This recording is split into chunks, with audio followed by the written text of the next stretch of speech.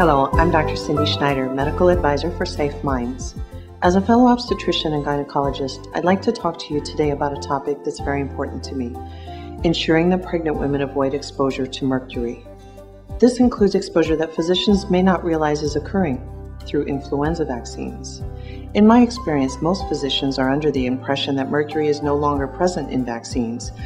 While this is true for some immunizations, as of the 2010-2011 flu season, most influenza vaccines still contained mercury in the form of the preservative thimerosal.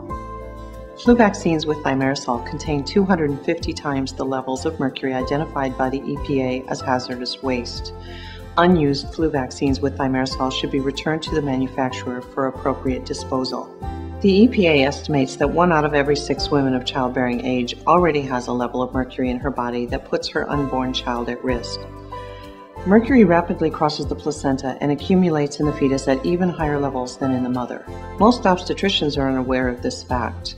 Safe Minds is deeply concerned about the use of mercury-containing vaccines in pregnant women, especially knowing that 1 out of every 6 already has elevated levels of mercury. While some exposure to mercury is unavoidable, any opportunity to avoid mercury exposure should be welcomed. In 1999, the FDA recommended the removal of thimerosal from all routine childhood vaccines. In sharp contrast to this recommendation, the CDC later added influenza vaccinations to both pediatric and obstetric vaccine schedules.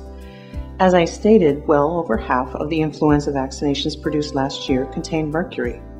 The CDC has not stated a preference for mercury-free vaccines for pregnant women, infants, and children, despite the fact that this policy was recommended by the Institute of Medicine in 2001, and mercury-free influenza vaccines are readily available and cost just pennies more than vaccines containing mercury.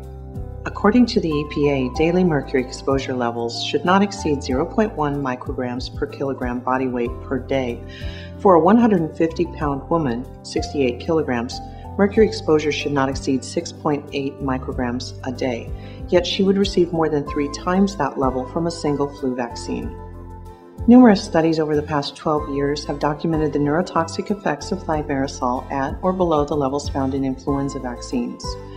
For example, a recent review article by Dr. Jose Doria described the neurotoxic effect of low doses of thimerosal on isolated human and animal brain cells.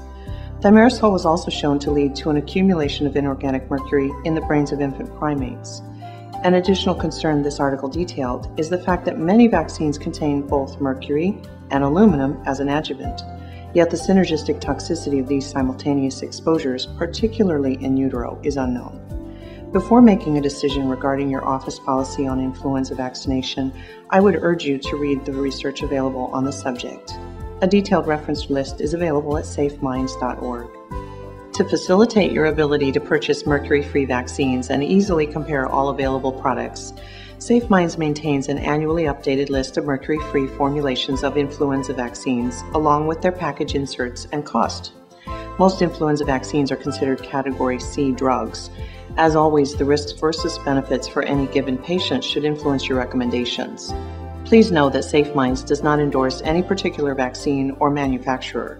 Our goal is to provide information in an effort to improve the safety of vaccination programs and assist both physicians and medical consumers in avoiding unnecessary exposure to mercury, especially during pregnancy. In summary, you have a responsibility to your patients to provide the safest possible care. In my professional opinion, injecting a known neurotoxin during any trimester of pregnancy is unacceptable, particularly when there's a safer alternative. I urge you to become familiar with the medical literature outlining the potential risks of thimerosal exposure and consider the limits of our knowledge regarding its safety.